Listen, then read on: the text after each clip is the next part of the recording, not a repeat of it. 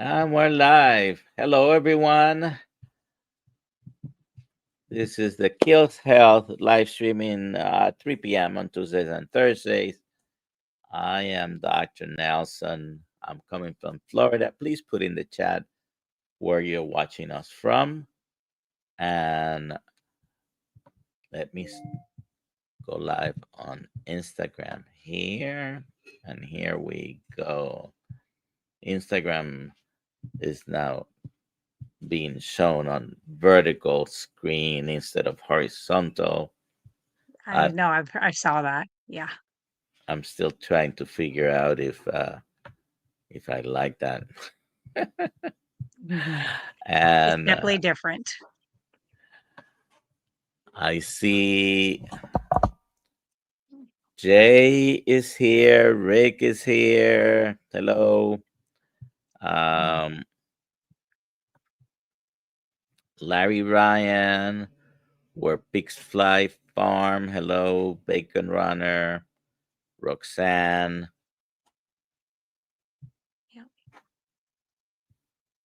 And I thought I had seen Lois, but I don't see him now. Okay. Hmm. All right. Well, hello, everyone. It's the 20th of November, 2025. And today we have Laura Russell with us, and we're gonna be having a conversation with her for a while here. Please put your questions in the chat. If you put QQQ in front of it, makes it easier to find. Um, and we're gonna go ahead and start right away. How are you doing, Laura? Where are you located? I am located on the opposite side of Illinois from Chicago and a little bit downstate. So West Central Illinois. All righty. So, how's the temperature over there? Getting cold? To Yeah, it's starting to get a little bit cooler today. I think it was 50, which is perfect because tomorrow is opening day of shotgun season for deer hunting. So cooler Okay. temperatures are good. Yeah. Are you going out? Oh, yes. Okay. Oh, yeah. I have only had deer once uh in my life. Someone that went hunting and got some meat, made Mhm. some for me, but this is so long ago I can't remember. I liked it, Yeah. but Similar to lamb. this was about 35 years ago. Oh, yeah. Yeah, it's very similar to lamb, and it all is in your preparation. So I'm a big proponent of field dressing it right on the spot, cleaning it out, hanging it for several days, allowing the natural process like they used to. And then after, so many days, then I start processing it myself and grind up some of it. Some I make into steaks, some into roast, some of it I cold pack into jars so that it's shelf stable for about 10 years. So I like to do that as well. Okay. Um so we have a comment here. Pretty lady Laura, Ah. kitchen witch. Kitchen witch. Hello.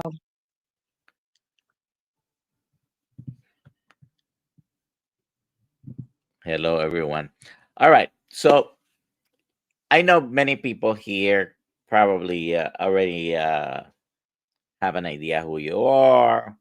Many of the people that I see here, I also see them frequently, especially when I go and visit the Keto Cookout, and Yes. you're there frequently every other week. Hello, Yep. George. Good enough. But for those who may not know, please give us your background, who you Sure. are, what problems you may have had Sure. before finding carnivore, and how you were helped. And if you have a Yep. pictures, if you bring them up uh, Yep. while you talk, Yep. I can do that. yeah. Let's share screen. Let's see if it'll let me. Sometimes it's Grouchy. There we go. So that is where I started. That would be in 1991. If it's showing there, yep. So in 1991, that is 313 pounds of me. I was 20 years old and had been following the advice of my newer PCP. He was pretty new out of high school or out of college, and for about a I year, hope he and wasn't. it went, I hope he wasn't a yeah, doctor yeah. right out of high school. He was But he was a real doctor, yeah, and, so he was very young. I think he graduated high school at 15 and then went on to medical school, so he was actually wow, very young when he became a doctor, and went into practice, but anyway, I followed his advice, which was, 90s. It was low fat, chicken breast, no skin, everything, gotta be fat free. I did that and went from 240 pounds in a year up to the 313. Went back, had my blood drawn, went back to see him, and he tried to, well, he did not tried. He handed me a script for Lipitor because my triglycerides were at least 1,000. That's as high as their thing went at the time. So, which is actually saying like pre-diabetes, which is what actually scared me. He said, next year you'll be poking yourself, you'll be doing insulin, all these things. And I really have transgressions against needles when they're pointed at me. So I knew that I was like, I'll do whatever it takes to stay away from that. So I did take the I think. script I with me. think. I did ask him. I think we Yeah, should mention that you. What is your current profession? I am a registered nurse. I All right. enjoy poking other people. Yes, Yeah. yes. So at the time, though, I was not a nurse at the time. I'd always wanted to be a nurse. I already had my prereqs, but I had not started nursing yet. But so I was disheartened at that because, I asked him, "Am I gonna be on this for a week?" Thinking like an antibiotic, and he was like, "No, it's forever." And I was like, I don't wanna live out of a bottle. And so we had a really beautiful, old library, and I went to that library every night after work for weeks, and I took Xerox copies, which is aging, myself, for all of those weeks, every page that I could out of the old medical journals and also the veterinarian journals. So from about 1850 to 1910. And the reason I specifically stopped at 1910 is I was raised by a mother who was very holistic, functional, herbologist type thing. So I knew that the medical system had been kind of hijacked at that point. So I knew like I'm living what they've already taught. That didn't work for me. I need to see what was there before when we were not constantly sick. So I just chose to follow that, which is where keto came in. So I don't remember anybody ever calling it keto at the time. Everything was just low carb, it was get rid of the white stuff. So I did that. And in 9 months, I did lose 153 pounds. And my triglycerides, my next blood work was 33. And he was very happy with that until I told him that I had not filled the prescription for the statin. Then he was very, very mad. And of course, I was young. I was almost 21 at that point. And he just basically point blank said that if I didn't take the statin, that I would die a fat ass. So that didn't go well with my personality at all. And I just was like, I Now berated that, him a little, not horrible, but it just that I feel like he should have known what to do with my body. however, this was after you didn't take the medication. That was your Mhm. decision, but you did the right Yeah, thing because basically you went in. That, by the way, even before, even when I was prescribing often sure. Lipitor, the best way Mhm. to deal with high triglycerides, the two things that I always did was cut the carbs and omega-3 fatty acids, which Right. most people, even people who are trying to go natural, have no Mhm. problem Yeah, with. And yeah. you went back there with what, 100 plus pounds less, excellent, 153. excellent triglycerides, and he was Mhm. still upset. Yes, he was very, very mad. He was red-faced mad. Uh, stopped sitting. He was sitting on his little circular, chair. Stopped sitting, stood, went to the doorway, and then I just said, I feel like you should have known how my body works. I had to go educate myself to figure out how the human body works, and I said, I'm going to lose, 200 pounds today, and I fired him, and that's kind of how that went. And that lifestyle was fairly easy for me to do. I am very much an all or none personality. So when I set my mind to something, that's it. That's what I'm doing. So, you get a few looks the first couple years at Thanksgiving, Christmas, things like Hmm. that. But very, very quickly, people were like, yeah, she's not going to be tempted by any of these cakes, cookies, things like that. And I stayed that course for 28 total years doing keto. But somewhere around the 26-year mark is when like the Quest bars and the keto treats started coming out on the market. Well, what I had fixed from the beginning was joint pain that I had at 20 bad, like you would expect an 80-year-old to have. I had acne, I had depression, anxiety, really, really bad OCD, uncontrollable OCD with cleanliness. Like I would get up and shampoo carpets at 2 in the morning because they needed washed. Um, so I had a lot of those things. I had like skin issues, just different, not really eczema. Nobody had ever told me that's what it was. It might have been. And so at year 26, I'm eating these treats with maltodextrin and the really high amounts of sugar alcohols. And I think that really did a number on my gut. And I got leaky gut from that. And I started back with really bad cystic acne, joint pain, to the point where I couldn't do my sprints, I couldn't do my workouts. And I was sitting on the couch scrolling through Facebook, and this guy I'd never heard of, Joe Rogan, came through, and there's this big ox of a guy sitting there talking to him, and it was Dr. Sean Baker, and he was talking about carnivore, and I was like, "Yep, I think that's what I'm going to do." And the very next day, that's exactly what I started doing was carnivore, This and was how I long ago? actually 2019 February. I'm coming up on 7 years. Yeah, Right. yeah. February. It's the best month of the year, by the way. It is my birthday. Uh, Well, there you go. Yeah. So, that was even easy for me, and it was pretty easy. I do work with a lot of clients, and they're like, "But my husband eats like this," and I said, "My husband eats standard American diet for the most part. He does eat a little better. He follows the seasons. He eats when garden food when it's garden time, when it's deer and ice fishing, he'll eat more variety of that kind of stuff. But he has Oreos on top of the fridge. But it just never once I had my mindset and, 28 years of not taking in any of that, it didn't have any pull on me anymore after that. So, yeah. And then in 22, I actually switched to the lion version of carnivore just because I had a few other health things that I wanted to get rid of. And so I purposely did that. And I'm glad to say I can do L reuteri yogurt now, which I'm lactose intolerant. I have to use A2 milk. And I can do farm fresh chicken eggs. And I had histamine reactions prior to that with the egg white. So that's a couple things that I have been able to reintroduce. So I'm happy with that. Very good. If you have any questions for Laura, please put them in the chat.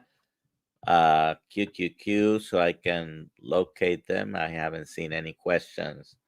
Uh, but I do have some questions for you here. One of the things uh, that you talk about is simplicity, right? Uh, Keeping things simple. Now, you were talking about keto treats.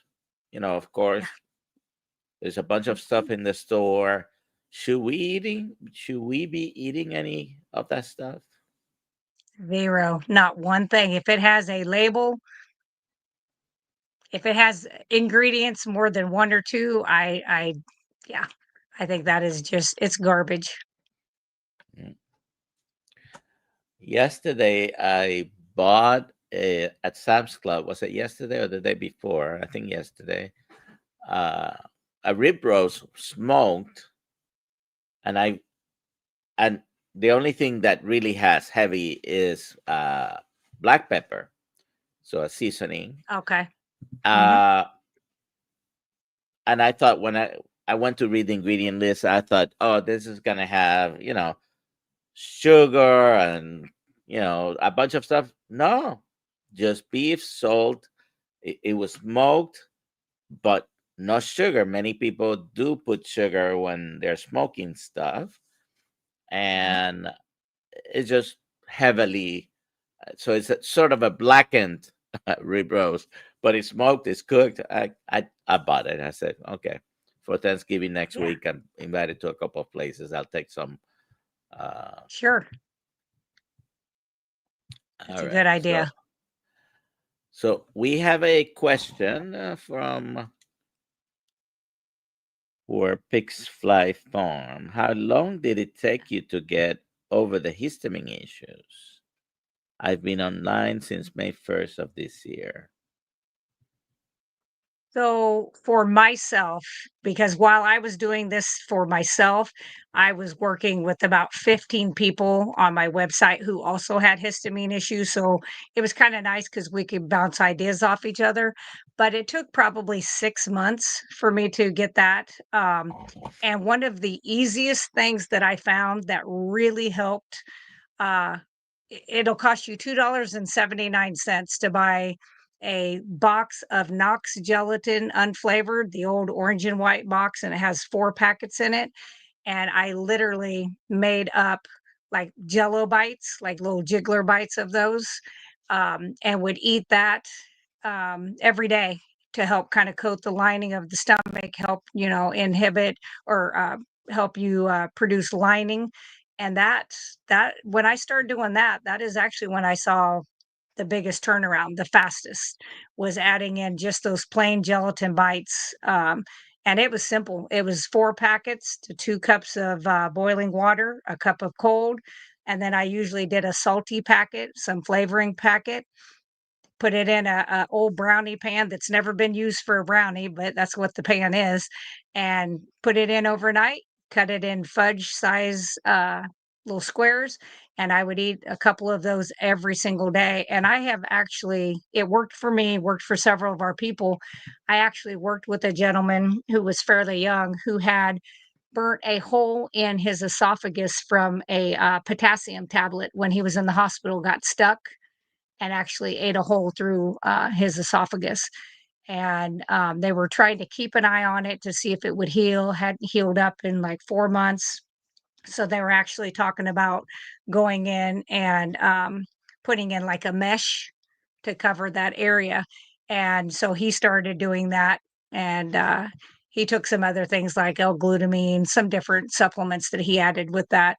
And in 2 months' time, he went to have the upper endoscopy, and that area was closed. So I'm like, it's really for tissue, and if you don't put any flavoring in it, you can eat it, but it does taste like you're just chewing on bones because that's what it is. It's bovine bone, but it does work because I can't do bone broth. A lot of people can do bone broth.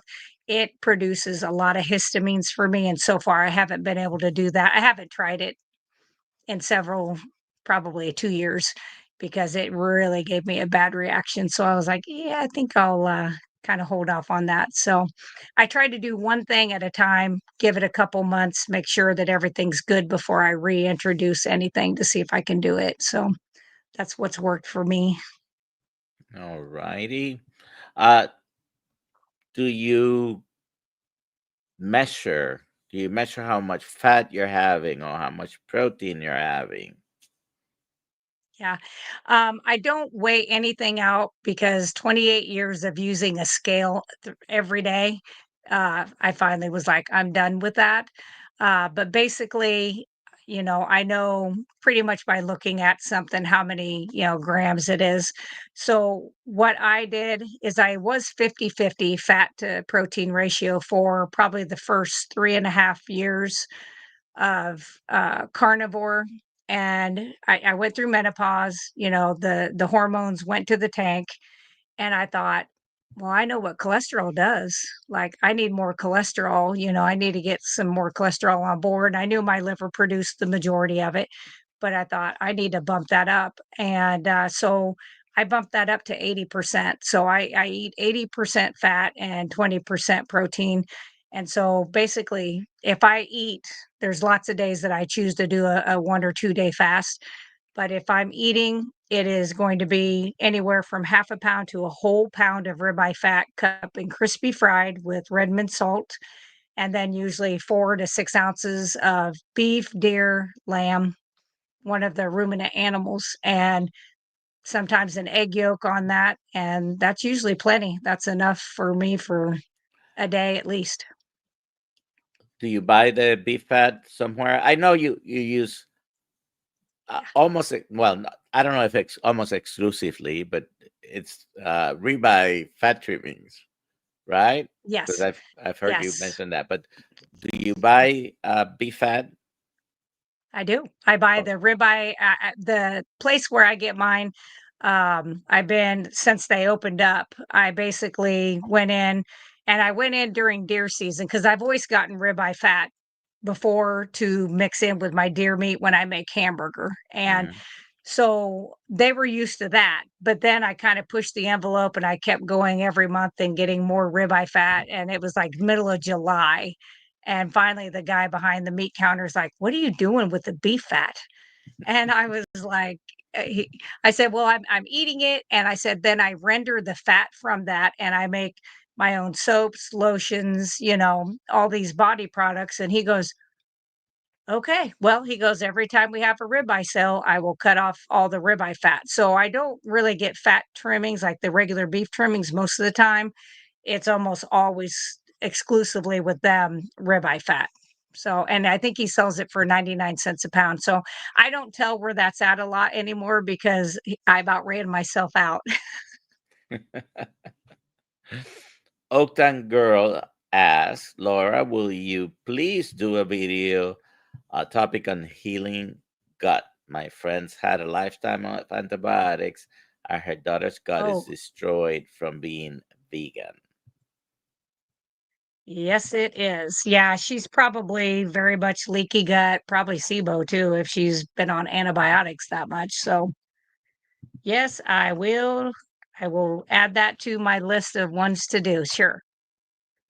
Yeah, I enjoy doing that every Monday. I do a video every Monday on my YouTube channel, and most of the time it's on. Sometimes it's on herbal remedies. I do. I like.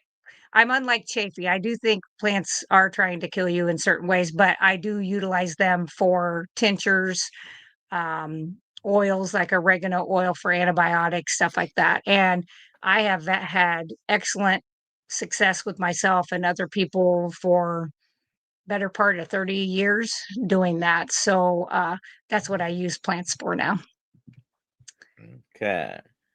Best way to cook a turkey breast. Only two of us, so nothing to find fancy, and both are carnivore. That's Bill Cook asking. Yeah. So what I would do is if you have tallow, it is delicious if you deep fat fry it in tallow. If you don't have that and you're just gonna cook it in the oven, I always kinda separate the skin from the turkey, and I'll put 3 or 4, sticks of butter in there, and then a couple cloves of garlic inside the belly part, and wrap it up and cook it. Yes, my wife and I always make a turkey for Thanksgiving. Even if we're visiting someone else, we'll take the turkey, and then we do that heavy with butter, some spices, and Yeah. I haven't found an alternative, so don't kill me when I say this. I do use a plastic baking bag Yeah. because I will, you don't lose any of the juices of that butter melting, Right. and slow low temperature, very slow, until basically meat is falling off the bone. So, Yeah. Yeah, what I used to do when I ate turkey, like 4 or 5 years ago, for Thanksgiving is we had bought a very good size. I mean, probably could hold a 20-pound turkey if it had to, and it was a clay pot, and it was like terracotta color, it was kind of that rusty color with the lid. And when I cooked it in that, it stayed very, very moist. I didn't have to wrap it prior to that. I did the plastic bag, I did foil, who knows, all the stuff that came from that. But, you know, you're not going to be able to get rid of 100% of everything unless you live in a bubble. And then I was at the University of Iowa with David, the boy in the bubble, which was still plastic. So you're still going to be, you're going to have something around. So you do the best you can. all right. So you mentioned gelatin. So Sure. Yeah. how Yeah. much So gelatin at a basically, time do you eat? so like I said, just like I think a 9 by 9 brownie pan is what I would put those 4 packets and the 3 different cups of water in, and then a packet of flavoring. Or you can put lemon juice, or you can also put apple cider vinegar with the mother in it, just a little bit for flavor. It's good. And I would do like 3 squares a day, and just the size of, the old fudge size. If you remember the fudge days, just like 3 of those a day is basically what I did with that. I've used that with people that have SIBO, that we do that. And we add in like L. reuteri yogurts, some probiotics, kimchi, kefir, kombucha, stuff like that to kind of help recolonize. Uh, you used to buy the commercially available, good old gelatin. But can you buy just beef gelatin? I still have some beef Yes. gelatin there, and Yeah. Yeah. I do Yeah. add a little bit of lemon juice and some Sure. allulose. Yeah. Right. Yeah, it's just called like the brand that I get, and I think it's what's been around since I remember my grandmother Yeah, having it, yeah. is it's just called the Knox gelatin. But yeah, I've seen it about everywhere, so I'd say it's pretty easy to get a hold of for sure. Right. So, Oakton Oh, girl, Laura, what were your histamine symptoms? My lingering yeah. symptoms seem to be a drippy nose. Yes. So the majority of my symptoms were always in the sinus area. Some of it would be I would itch just around here, and I wouldn't actually get welts, but those were the places it would itch up around my hairline, and then very much sinus pressure, swelling. And I've had my sinuses roto-rooted and kind of rebuilt from softball accidents, and, so any little bit of swelling in there is a bad thing for me because then I tend to get sinus infection because stuff's not draining and it gets stuck. So that was the symptoms that I got. I didn't get any of the gut symptoms and stuff like that. But the other thing that I got was when I would eat those things, like especially like egg whites, bacon. I loved bacon and pork belly. I made my own. It was like I hadn't eaten anything. It was like I'd eat it and I'd get the itches, and the other thing was my knuckles. The next day I would always wake up and my knuckles, I couldn't open up my hands. It was just like painful and swollen. Not so much my knees or my ankles, but my hand joints would definitely pay the price. So yeah, once I kind of started clearing out the pork, I cleared out the chicken. Now I can eat some dark chicken, but I usually get that from my daughter because, and other people that I know are raising their chickens the old style and they're not giving them a bunch of junk. And because what you feed a chicken and what you feed pork is what you eat because it gets into their meat. So, Uh, what has it done for you? I mean, you've been for a long, it's a long time, right? yeah, yeah. On keto and carnivore. Has it helped you in any way mentally? Oh, yeah. And Yeah, so, it did because I had been on a medication called venlafaxine, probably close Effexor. to 15. Yep, Effexor, yep, and I was, on the 37.5, which I think's the lowest dose that comes in, but I had been on it for 15 years, and, just little by little. Keto, I was pretty good until I went through a divorce. That's kind of when it hit. So then I went on Effexor, um, and then it kind of just stayed like at bay. It wasn't horrible. I didn't really have a lot of side effects, except I had no personality. Like it muted. Nothing was really funny, and yeah, Everything very blah. flattened. Yes, and, so I didn't really care for that. I didn't notice that everybody else started telling me that I used to be funny, and they're like, "You don't laugh," and I was like, "Yes, I do," and they're like, "You never laugh," so I was like, "Okay." But I noticed that the biggest improvement was when I went carnivore within, and it wasn't as fast, like, the joint pain was quick, the cystic acne was quick, um, but the anxiety, depression was probably within 3 months, I'd say, and then I actively started working with my doctor. I am not anti-doctor, but I did try to work with her to wean me down off of my Effexor, and she absolutely refused. She would not step down. She was like, "I'm not gonna do that. This is a lifelong diagnosis." And so being a nurse, by this point, I was a nurse, so I knew how to titrate.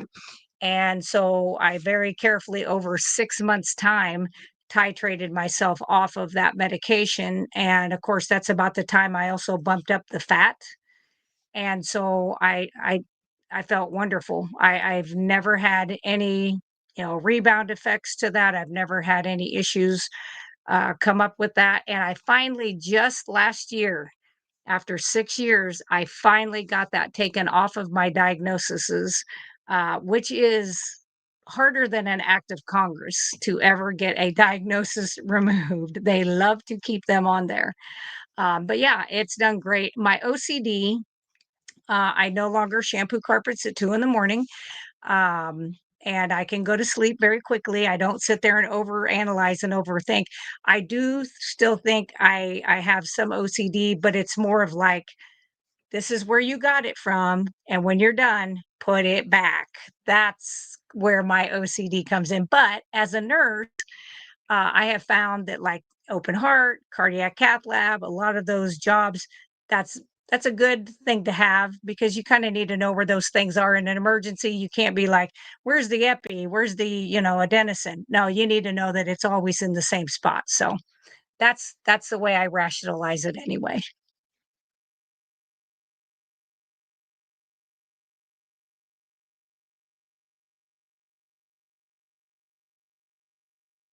I can't hear you.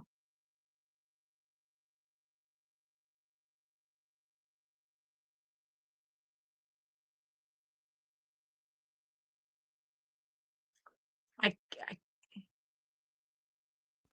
I am Are sorry. you mute? My no, There I you was go. yeah, and my dogs were barking. I It's okay. We don't mind many dogs.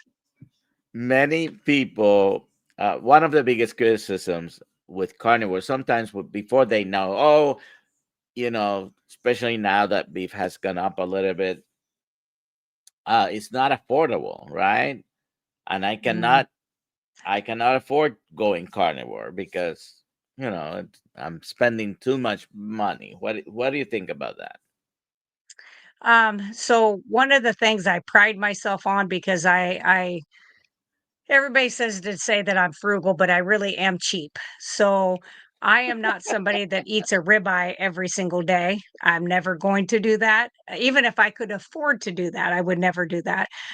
So I'm somebody that I eat a lot of hamburger, 80-20 mix hamburgers. What I do, I eat a lot of lamb, and I buy everything when it is on sale. We just bought a brand new freezer. Our other one was only 5 foot. This one's 7 foot.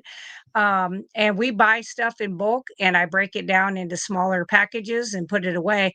But I have worked with several clients, especially late last year, that were on very low income, fixed income.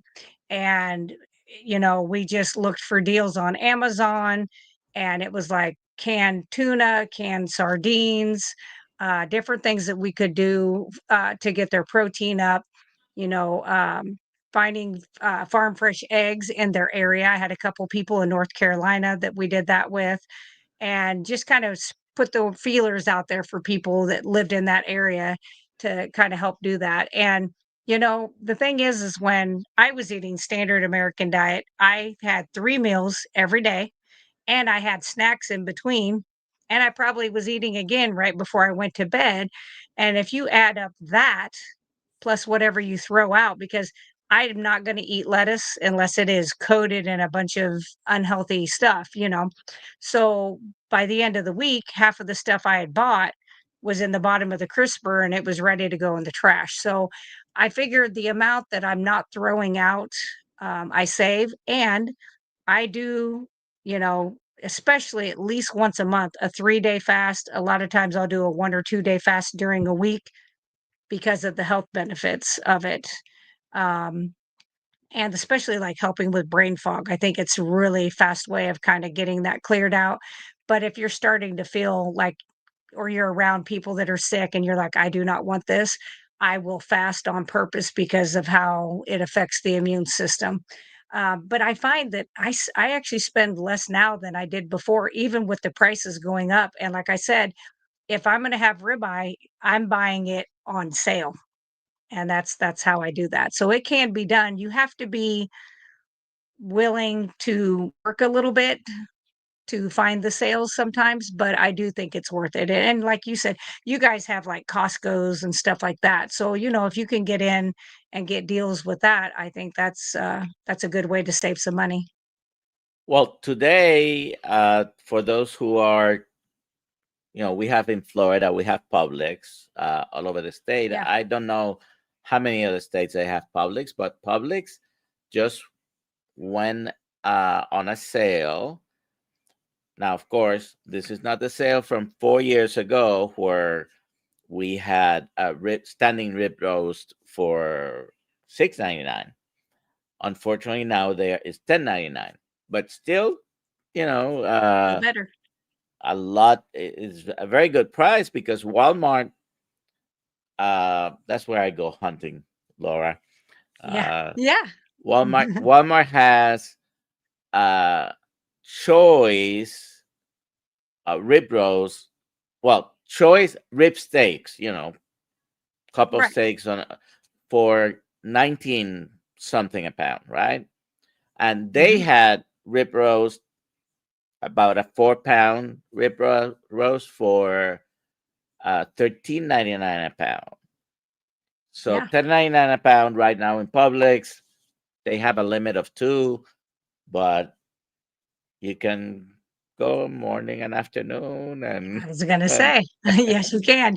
You put a cooler in the back end of your vehicle, and every time you leave the door and come back in, you are considered a new customer. well, I can afford to go home, go next day, or Yeah. because I happen to have one literally by car 3 minutes, probably less than Oh, 10 good. minutes walking. So Perfect. so and I think I noticed Eleni was here. She if you didn't know it, Eleni, 10.99 a Mm. pound for the rib rolls. Already uh with butchers forget the liter rope what it's called, but it's already ready. Yeah. Debone, Oh, yeah, they've already broke it down. yes. Yeah. So now, okay. So again, going back altogether between keto and carnivore, you've been on a low carb diet for how long? The day More before Thanksgiving this year will be 34 years. 34 years. So Eh, I'm 54. another pushback that I get from some people is not, this is not about the price or the cost, but oh, it's not sustainable to be on a low carb on Atkins diet. It's not Yeah. sustainable. You've been doing Mhm. this for 34 years altogether. But Yeah. what advice do you give people who may give you that excuse? I've had the same thing thrown at me before. And I'm like, well, I've done this almost 34 years. Kelly Hogan's like at 15 or 16. You've got Dr. Baker and all these people. And I'm like, it is sustainable. You got Maggie, the rancher from Canada. I mean, she's done it since she was like 12 and she's 80 something, and looks 50. She looks younger than I do. Um, so it is sustainable. I think most of it is a state of mind. It is mind over matter. And it is, Mhm. I think it comes down to the same thing. I learned a ton when I started doing extended fasting. So when I first went into, oh, probably 25 years into keto, I started watching and listening and buying books from Dr. Jason Fung. And so I was like, I like this autophagy idea. This makes sense. And so I started doing some 5-7, watered fast with the mineralized salt. But what I found out very quickly is it wasn't about the hunger here in your stomach, it was here. And it was because you get downtime and normally you're like, what do I do with my time? What do I do with my time? And so I had to find hobbies. It was making these products that I put out on my website. I crochet lap blankets for every one of my home health patients. And when they graduate, they get a blanket, just things like that, staying busy. But it is absolutely sustainable if you are in it for your health. I'm not just in it for vanity, like I want to be a size 12 or 10 or whatever. I don't care about that. I know a lot of people do, and that's fine. But I'm not worried about it. My cardiac calcium score has remained zero from 378. So I am somebody that had a higher score and actually it did go down, which I know a lot of times we were taught that that was impossible, but I did it. So let me ask you a question not related to carnivore. Okay. Uh, Hold on, I'm gonna send a text to someone related to this. Uh, so someone in my house loves crocheting. Okay, so the question is, can you have too much yarn? No, no, you can't have too much yarn. I told my husband just the other day, because I was buying new yarn, and he's like, well, don't you have enough? And I said, look, my yarn is just like my guns and ammunition. You can't have too many of any of those things. So I'm like, nope, never too much yarn. No. That's right. Do you want to repeat that? Hold on a second. Hold on a Uh, second. you Did you hear my question? Yes. This is my wife here. Yes. Uh, Okay, perfect. And yes, you can never have too much yarn. You need more. And more and more. From every And place you go, you absolutely. visit. Thank Yes, you got to you. have their style. You're welcome.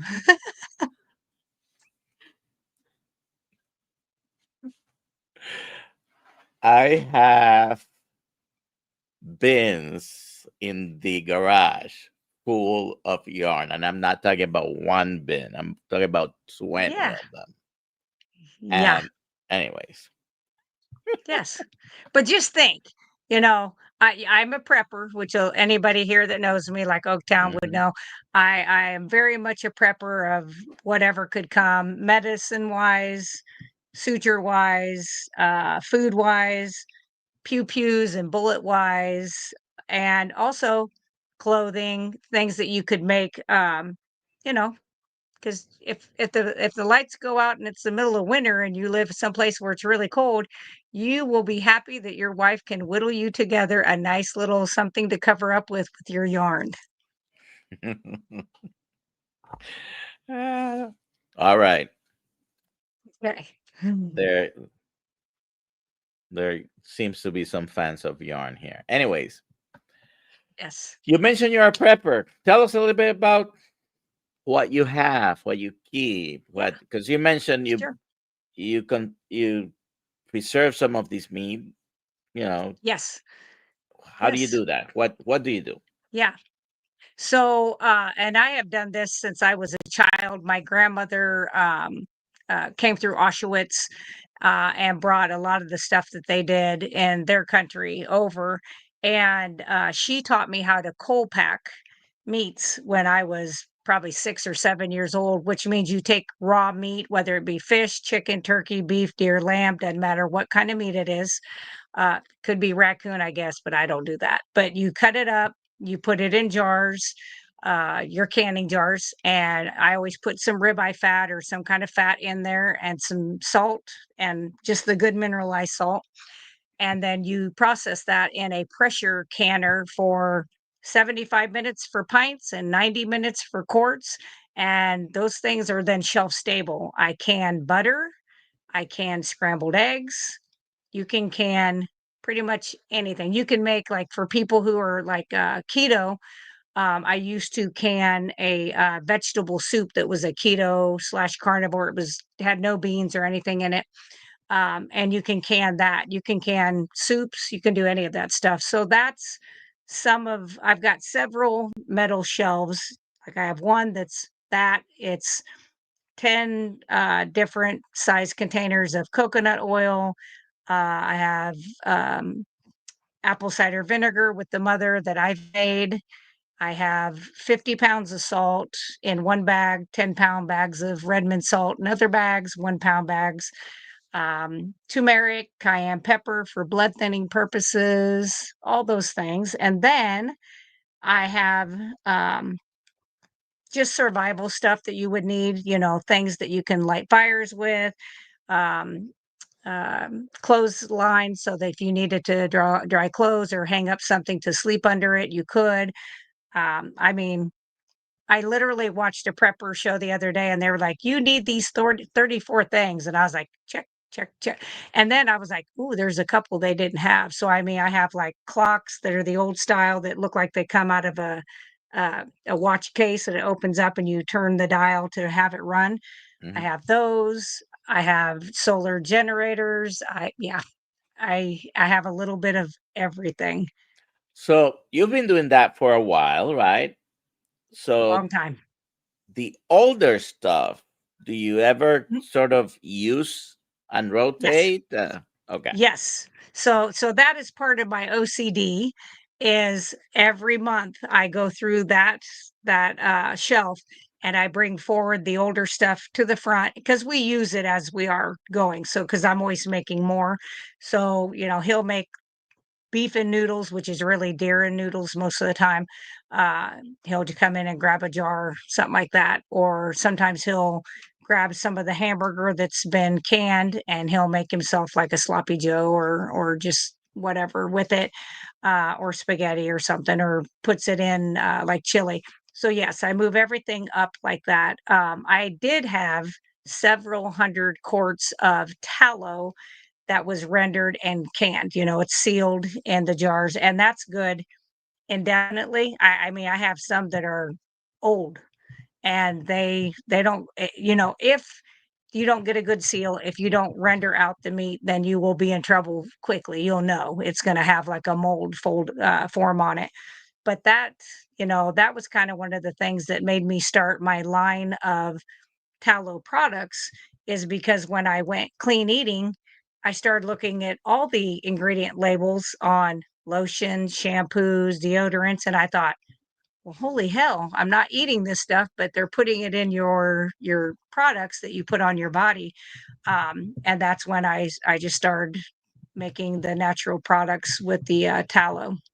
And so I have used up some of those, but I always make more. All right. Uh, do you, and you've mentioned salt many times, do you use electrolytes or do you make your own? Yeah. I do use electrolytes now. I didn't for a long time. I used to make my own Soleil water. I'd put it on the counter overnight and make your own Soleil water.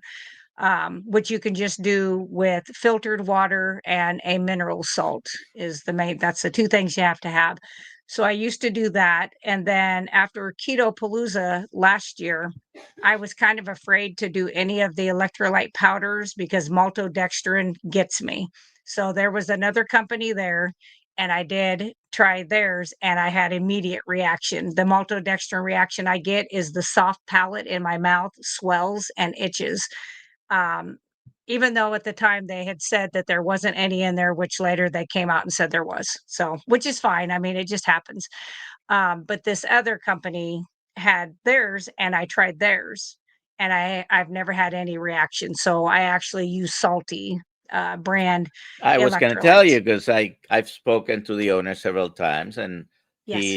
he's OCD about not having bad Yes. ingredients. Yes. So I'm sure Yes. you can appreciate that. And Yes, yes. I uh, actually met him at Keto Palooza. He was there, and that's who I actually talked with and bought my first, 30 pack sample stuff with.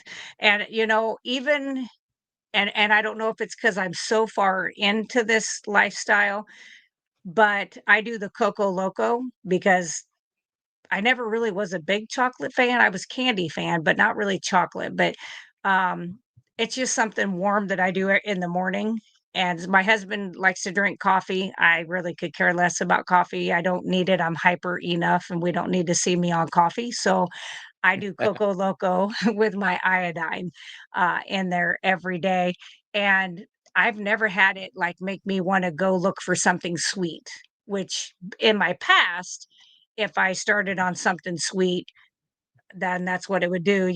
I forget what they call that part of the brain that it's like, boom, there you go. You're getting a dopamine hit. And so you're looking for your next dopamine response. So I don't get that from that product. So yeah, I've been very happy with them. And it's been over a year that I've been having that every single day. And I've done some different flavors specifically so I could do those gelatin bites. Like they have one that's like a sunrise orange or something. It's citrusy, and that's the one I put in my gelatin bites when I'm going to make those. all right, I'm bringing up this. I guess this is the Yep, landing page on your website, but to see the products, you have to click on that, and yep, this yep, is your website, and it's written on your uh, yep. under your your picture there, Yeah, yeah. russellbrands.com. With a Z. Yeah, with a Z, because there's a comedian out there from, I think, the UK, Russell Brands. And so, yep, you just click on that top picture. This is also the page where if down, they can book time with me under Laura Lynn, where it says Laura Lynn. It says you can speak with the nurse, I believe. Book with Nurse Lauren. Yep, All right. yep. So if you were not aware, now you have the website to go to. What is what is the biggest mistake that you see carnivores doing? Not eating enough fat. 100% of every person I have worked with, over 3,000 in 2 years, um, every single one, especially females, are we just got that beat into our heads in the 90s. It was aerobics and no fat, aerobics and no fat. That is the hardest thing when I'm working with people is you got to let that go. And I'm a cardiac nurse, and I've had people go, well, you're going to have heart disease and stroke. And I'm like, well, there has to be some other things going on for this to happen. But I promise you, the majority of the patients that we saw in the cath lab with multi-vessel damage, to the point where they had to have bypass, they were too far gone. We couldn't PCI, put stents in. And most of them, they had very low cholesterol. They were not heavy. They were the skinny fat people that you hear about. Um, and their total cholesterol was low, and their LDL was in the tank, which meant their vitamin D was in the tank, their immune system was in the tank. Those people were full of these lesions. Um, and during one of the open heart surgeries, a lesion actually came out of the widowmaker. He had put the two openings to bypass around, and I only saw it happen twice where just that pressure change and the lesion actually came out. And so I thought he dropped his scalpel. So he was the kind of surgeon that you could kind of, joke with a little bit.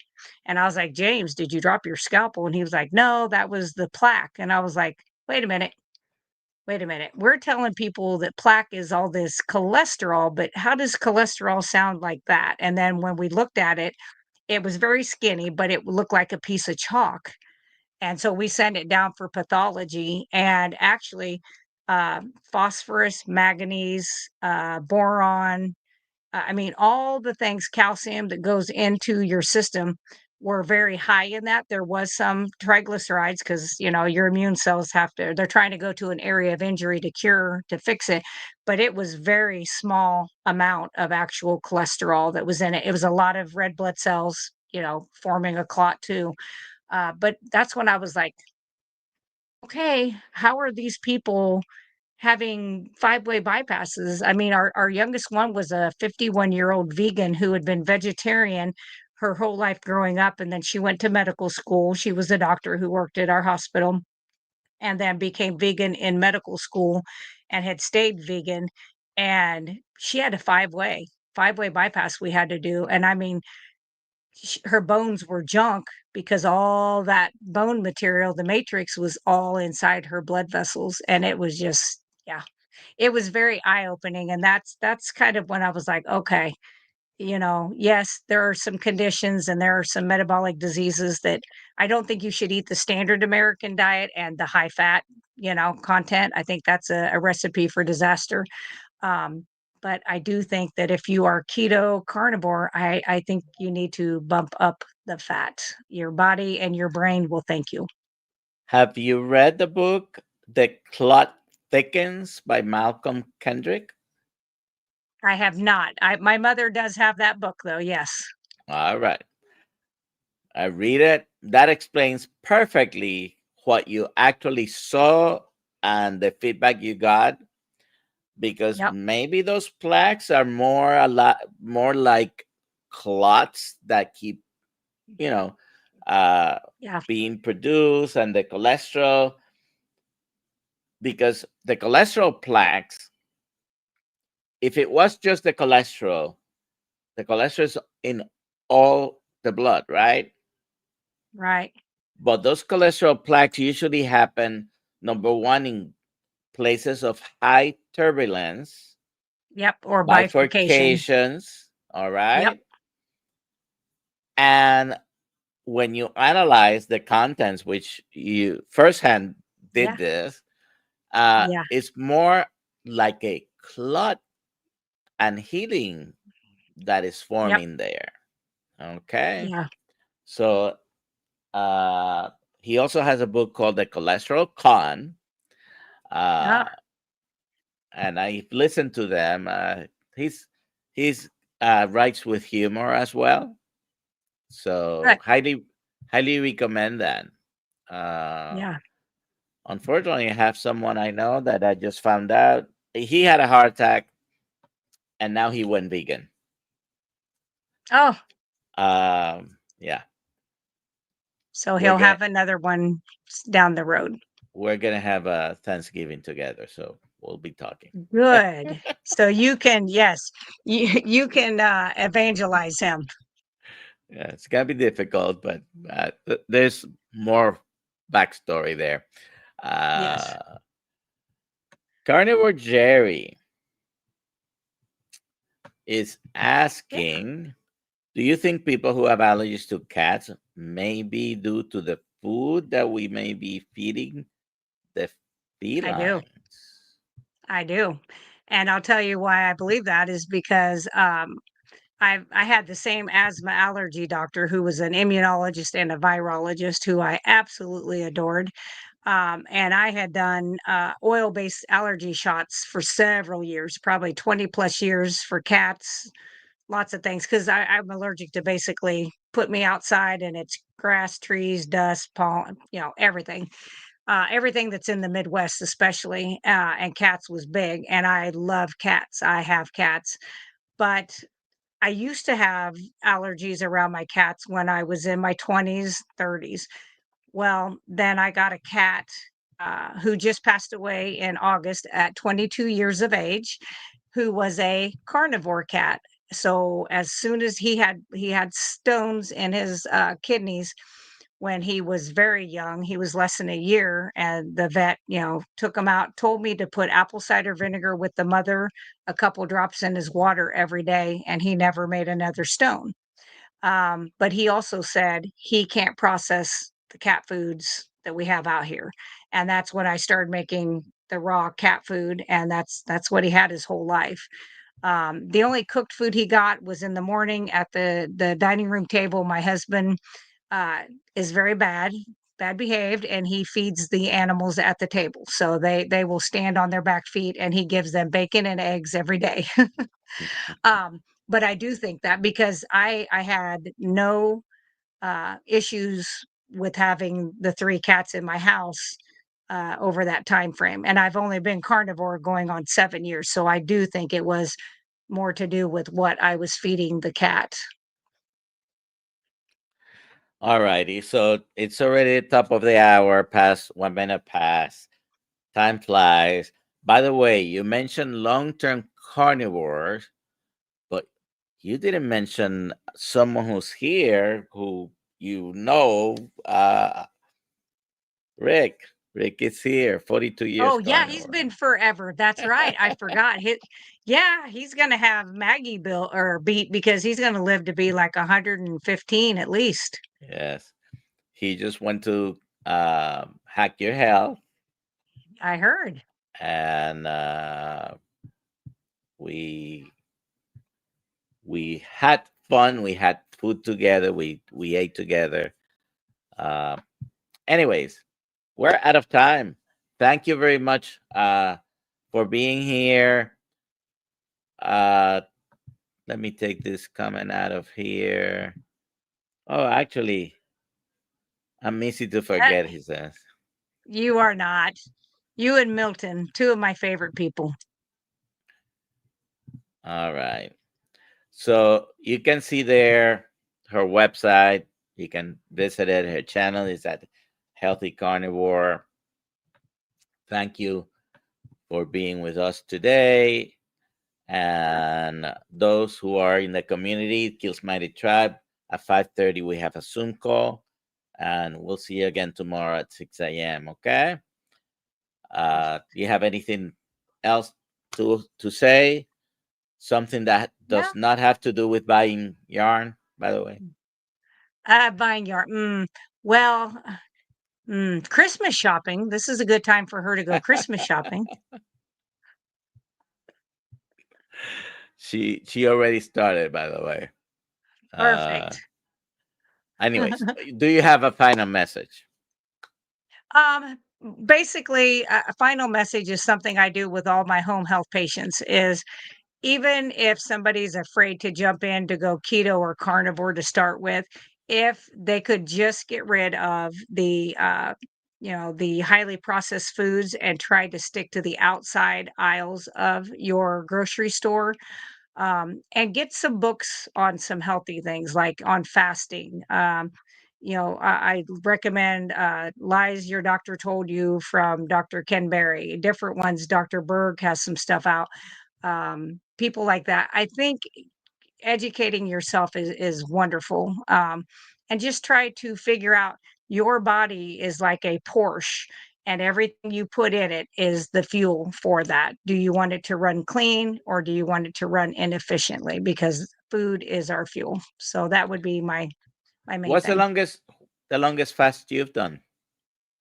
I actually did kind of a 14-day. I did 7, had a 6.5 hour surgery, drank bone broth, 1 cup, and then went right back to another back-to-back 7-day fast after that surgery. So where my blood sugar was 55 and they freaked out. And I'm like, that's my normal.